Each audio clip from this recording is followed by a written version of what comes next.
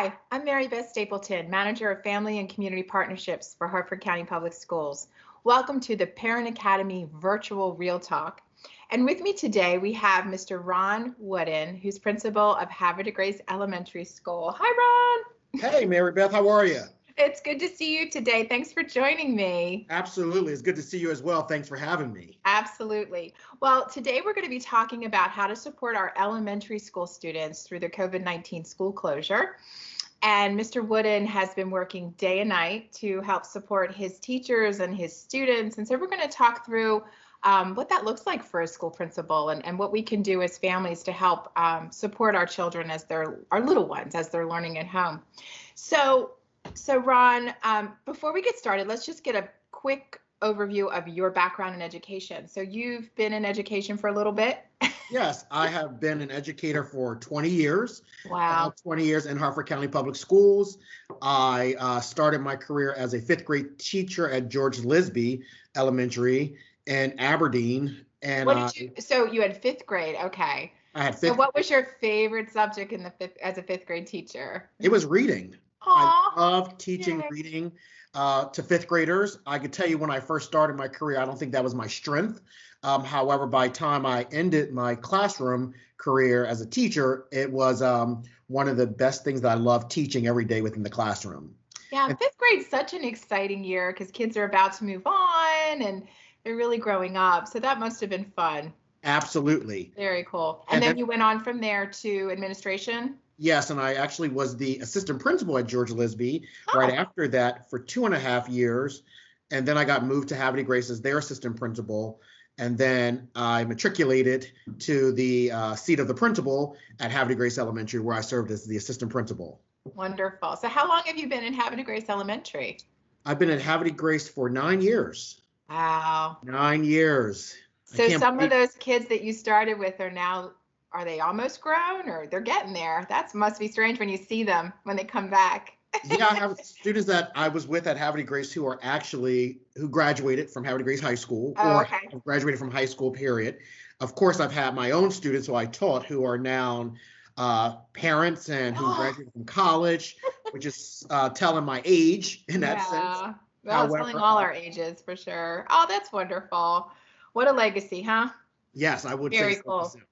So thinking about where we are right now with the closure and knowing that we're going at least through May 15th, I'm sure you're kind of in a groove now as a school principal and shifted over to a whole different kind of day.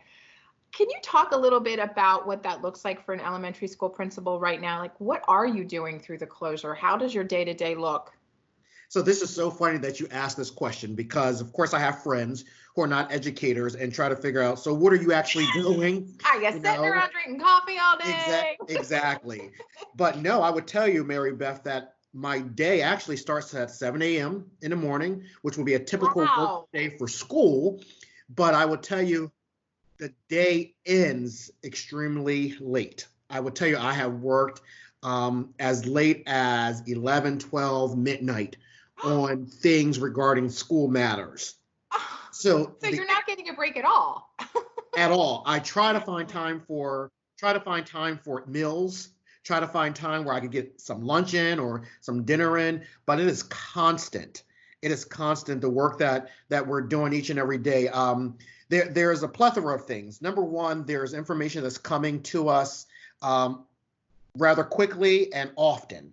That we receive, whether it be through emails, whether it be through us watching the state superintendent, who typically joins the governor, to share where we are, what state we are as a school, as a school system in the state of Maryland. So things change constantly. But not only are we looking at updates that we are receiving, we're also working with teachers to develop lessons that are being sent out to our scholars through the digital learning experiences that we're providing.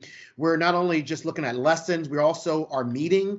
I would tell you, I feel like I've had more meetings with this digital learning than I've ever had in my entire career. Yeah. So when you say you're meeting, so you're actually meeting with teachers to talk about the lessons and talk about instruction? Absolutely. So for me at Havre de Grace, every Monday morning we have a weekly huddle.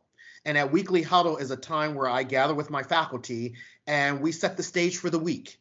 Is a time for me to motivate them, to encourage them, to uplift them as we're getting ready for the week that we're about to embark upon. Mm-hmm. And then throughout the week, we are looking at PD opportunities for teachers, for support staff. That's helping them grow as professionals. So professional development, is that what PD is? Professional development? Yes. Okay. Yes. Professional development opportunities for all Harford County employees, where we go and we learn how to improve our craft, specifically with this distance learning. Right. So just to think about that. So you probably had some teachers on your staff who were very comfortable, right, with technology and online learning and such. But you probably have some that really needed a lot of support to get them up to speed. That must have been a challenge as a leader. It has been challenging, but I have to say, I have to give credit to our professional development office and the team who is working with Jackie Tarbert. Mm-hmm. They have developed professional development opportunities that allows teachers who are well advanced with the technology, help them improve their craft and refine their practices, but it has also helped teachers who this is their first time with this opportunity. Yeah. And so there have been PD offerings that are on a spectrum to help all levels of individuals with this digital technology. Oh, that's so it's been pretty awesome. That's wonderful. So, absolutely. and that's basically helping your teachers learn how to teach their children, which is basically a huge job right now, for sure. So how are teachers supporting student learning? Like, how are your teachers? What are you challenging them to do every week? What are some things you're kind of guiding them on as far as, how do they connect with their kids? What are you telling them you need them to do? Absolutely. So what we do at Havre Grace is first of all, at Harford County, our teachers have office hours. They have office hours which are in the afternoon, where they have made themselves available to all families to get in contact with them, to help them in regarding their academics through that time period. So that's one way that our teachers are reaching out. Parents could contact them directly and provide feedback from teachers. And this is in different platforms. It could be through the Remind app, Class JoJo. It could be through Teams, through our It's Learning platform that we have in Harford County. So that's one way that teachers are reaching out to families. For our school, we have our Facebook page. Oh. And on our Facebook page, teachers are constantly commenting on our scholars and what they're doing and celebrating them, to stay connected with them, to know that we're here for them, just like we are when we're in our schoolhouse. Right, for sure. And so for those students that don't have any technology, how does that work for your teachers and for you as a leader? I'm sure you have to make sure that every single child has had support with their teacher, if they have technology or not. Absolutely. Well, we're fortunate in Harford County, again, where students who don't have access to the technology, they receive packets. They receive packets for 2 weeks time that our curriculum office have put together, which have been well crafted for students to work on. But even with that, our teachers are connected with those students, whether it be via telephone, to see how students are working on those packets that have been offered by the school system. Okay. So they're being well versed in the packets that are being offered through our district, but also they're being well versed through the lessons that they're planning themselves for our students. So teachers, typically with the students who don't have access, they contact them via telephone. Okay. Have conversations with them, so those students are not lost at all.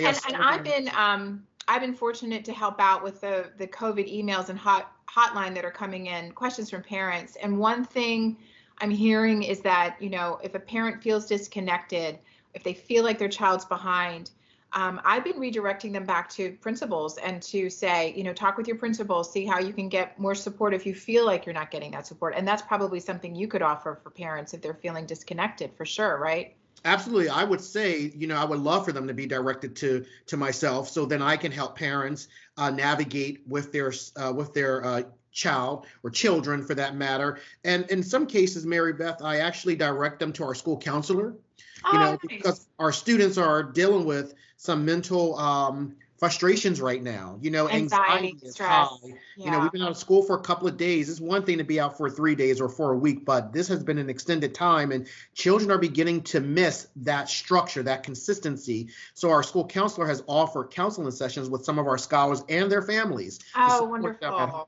Oh, I bet that's wonderful for the family. So thinking about that, that children are now, especially for young children, thinking about that it's all about that routine. I know as a parent of four, I really tried to stay very strict with the routine because I knew it helped with the day to day when my kids were little. So with that, what are your suggestions for parents on how should they run the day for their kindergarten? Well, probably more like through third grade. Fourth and fifth graders are starting to be a little bit more independent and can kind of do work on their own and figure it out. But for the little ones, what do you think? Well, first of all, I will encourage parents to develop a schedule. Develop a schedule that is consistent from Monday through Friday, Okay. their school time. Develop a schedule, and within that schedule, don't try to do all of the learning experiences that we provide to you. Like, structure them throughout a week's time so that students are doing a little bit at a time, that they're not sitting all day during the academic assignments that are given. However, I would structure about an hour and a half a day for the learning experiences that we provide. But Okay. then throughout the day, this is a great opportunity for families to do activities together, Mary Beth, where they can play board games, which are learning experiences, go outside for a walk to get exercise in. So take an opportunity to watch a movie together and have discussion around the movie. Even introducing parents to their video games that we typically don't have time to do. So creating a schedule that is benefiting everyone within the home. However, I would not recommend that students are being sat down all day during the academic assignments. That may be a little overwhelming. And I think what parents are feeling from my own circle of parents that I know, and also hearing from the COVID email and hotline, there's an expectation that principals are thinking that the parent is now the teacher, and that's not what you're thinking. You're thinking the teacher is the teacher, and that they're there to support their children. But if there's a problem with a lesson or a question, teachers are there. Teachers need to be contacted. Teachers are the ones who are going to be providing the support. That's kind of the way you're running it as a leader? Absolutely, but not only just reaching out to teachers, reach out to administrators as well. We are Okay. here to support our families. Okay. We're here to support our families. Our email addresses. Contact us. We will first say go to the classroom teacher if possible, but if you can't reach them, contact us. We are here to support all of our families through this process. We know that it's not easy at all. Right. It's not easy for you. It's not easy for us. So we are here for all of our families, whether it be you have the learning experiences virtually or whether you have packets. Contact the school. We will help you by any means possible to support you and your scholars at home. Oh, that's wonderful. And thinking about that, I think the other stress for families, especially for the ones that I've heard from, is the grading. So understanding what that's going to look like for elementary school students. So there's going to be a parent-teacher conference, right? And how will that look? Absolutely. And we're still working through that as elementary school principals. Okay. So it's not technically finalized. Okay. However, we are going to a conference style for the fourth quarter. So what is happening is we are encouraging that students complete their assignments and that teachers are going to be asking scholars to show evidence of their learning. And teachers are going to be taking feedback. They're going to be collecting data. They're going to take anecdotal notes so that they can be able to speak to parents about their students' progress, their children's progress throughout the fourth quarter. So, and that's not only for students who are, again, working with teachers via the virtual opportunities, but also students with packets. Teachers are going to be asking, talk to me a little bit about your math assignment. How did you solve this problem? Speak to me a little bit. And teachers are going to be taking notes so they can speak to parents on how their children did throughout this time period. Okay. And I think the other stressor I'm hearing is that there's this sense I'm not going to pass to the next grade, or my child might fail, or any of those things. That's not the intent. The intent is to really just make sure that the learning happens and that the child's progressing. Yeah, totally. And I would say to our families, first of all, stop stressing. I Stop know. stressing. It's so And I hard and I though, because and I know it's hard. yeah, because I think the thing as a parent is you're just all about, unfortunately, sometimes you're all about that grade and you're all about that, okay, making sure you're on top of things. And that part of it, it doesn't sound like the grade is as important anymore right now. It's the learning. Let's just make sure they're learning. Absolutely. And That's a realize, shift for some parents, for sure.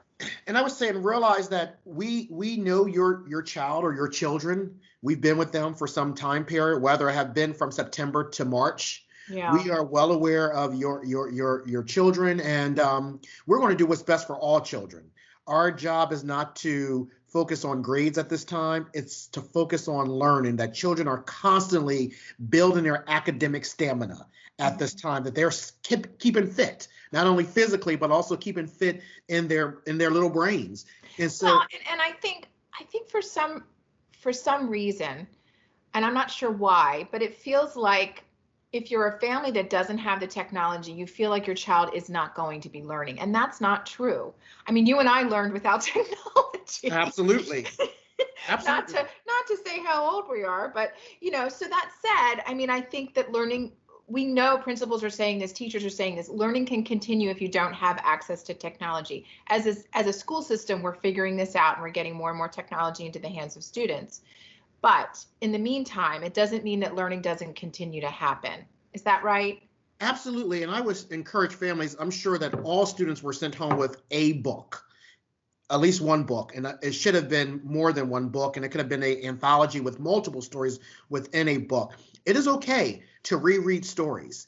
It is Okay. okay to look at stories in a different way. It is okay to do different things with stories, and develop different learnings as a result of stories. So you could take a story, I know there are stories that I have read, I'm sure that you have read, Mary Beth, and I'm sure that many of our parents have read over and over again, and you tend to get something different out of a story that you didn't get the first time that you And I'll read. be honest, mine was Little House on the Prairie. Mm.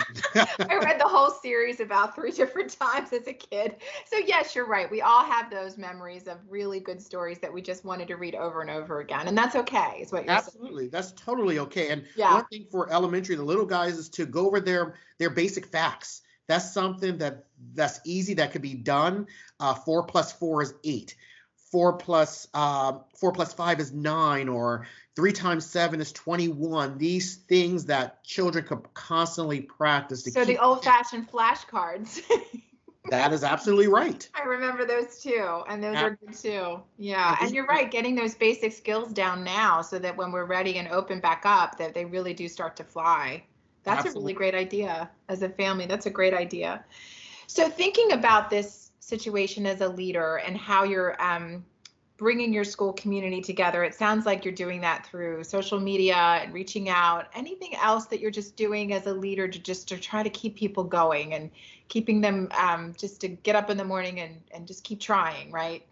Absolutely. So I do several things, or I don't want to say we do several things at Havre Grace to stay connected to our families. Number one, our social media platform is one of our biggest resources that we use. We connect with our families daily on our social media at 4 o'clock every day. We do our 4 o'clock dismissal, and Oh, that's perfect. during that time, we wrap up our day. We uplift our community. We send them a message, whether it be myself or my assistant principal. Mm-hmm. Not only do that's one thing. One thing that I have done is I have reached out to all of my fifth graders.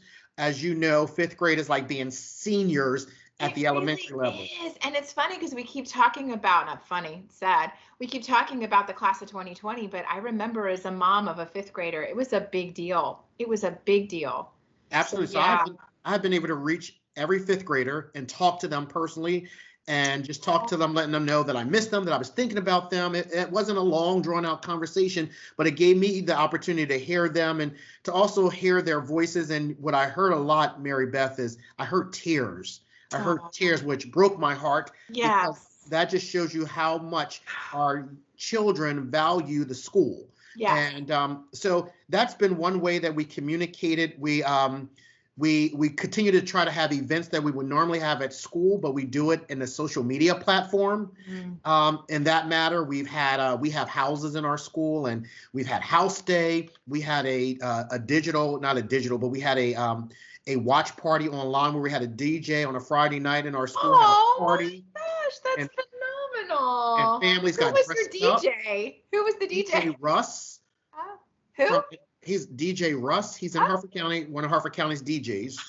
That's phenomenal. And it was Thank you, DJ Russ. Exactly. It was pretty cool. Our families we asked them to dress up for the party, and they dressed up, and they show pictures of them dressed up. So there are multiple ways that we can stay connected to our community. And what I love about our principal group is we brainstorm ideas with one another so that we could better support our communities. Yeah. By any means. You're not in by, and that's the thing is, I just think we all have to keep saying that, is that we're all in this together as parents. We're all in this together. You know, no one's out to get anybody. Everybody wants our kids to succeed. You know, I just feel like we just have to keep saying that and reassuring everyone. And if you're not getting what you need as a parent, then you need to talk to your principal, or you need to talk to your school, your teacher, is what you're saying. Absolutely. Yeah. And we're a phone call away. Okay. We're an email away. And this is 24 hours a day, 7 days a week. Now, I may not get in contact with you at 12 midnight because I'm asleep, but you can sure send me a text message and I can respond to you the next day. Well, it sounds like you're back at it at 7 o'clock in the morning. So Absolutely. Wonderful. Thank you so much for your time, Ron. I am just amazed at all the work that you're doing to try to keep your community together. And it really is just a challenging time, but it sounds like you're trying to make the best of it for your students and your family. So thank you for everything you're doing. Thank you so much, Mary Beth. I can tell you my last comment that I want to share is I For sure. saw a PD that was offered through the professional development office. And one thing that I heard one of the presenters share with leaders is during this time as leaders, it is not our time to motivate, it's our time to lead. Is our time to lead, is our time to help our teachers and our families navigate through this time period, and realizing that we are all in this together. Yeah. We are here to support our entire Harford County Public Schools community. And so if there's anything that we could do on our end, please reach out, families. We are here for you. We're here most importantly for our scholars who we love dearly. So thank you. Awesome. Well, thanks for joining us today for the Parent Academy Real Talk virtual segment on how to support our elementary school students during this COVID-19 school closure. Thanks for joining us, and we'll see you next time. Take care.